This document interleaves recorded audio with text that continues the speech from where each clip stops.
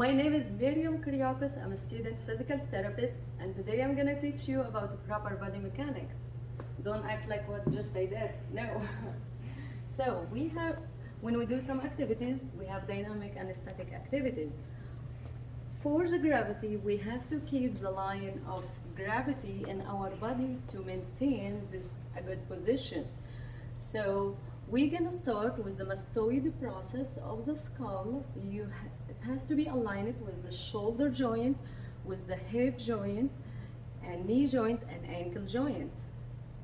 So for the distance, you have to assess exactly the distance between you and any object in front of you. So, and you have to watch your base of support, if it's gonna be wide base of support or narrow base of support.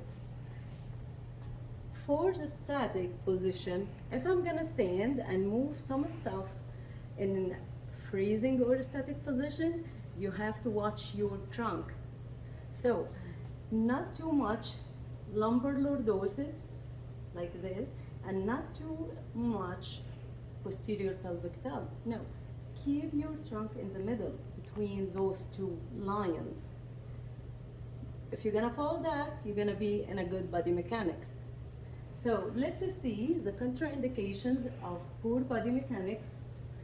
Watch out, it can cause injury to the neck or back, acute or chronic pain, because it can affect any nerve or any muscles or any bones. And it can cause joint degeneration, muscle imbalance, and coordination deficits, and joint stiffness, and possible fracture.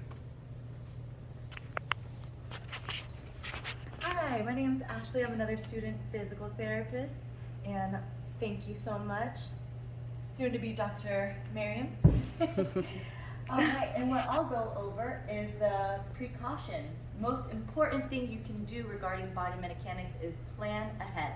So if I know that there is something that is too heavy for me to lift, to get help or an assistive aid like a dolly to lift this box. And if a dolly isn't around and it is a floor kind of similar to this, instead of pulling, you would want to push. And while you're pushing, make sure you have that neutral spine along with tight core muscles. Make sure you use your larger muscles instead of smaller muscles. And so when I say to keep your core tight and neutral spine, you don't want that kyphosis while you're pushing. And then in a couple articles that I looked up, one I found was very interesting, had to do with professional weightlifters. And it turned out in this study, shorter people all had an advantage over the taller people because they were closer to their objects. So say me being short, when I bend down to pick up something heavy, I have a shorter distance to lift it and to bring it back down. So that makes the object easier to lift and to lower compared to somebody, say, with 7 foot.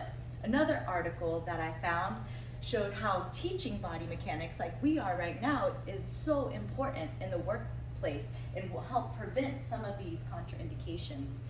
And in the study, it proved that if you were taught those proper body mechanics, you would avoid those injuries. And that is all on body mechanics. Thank you.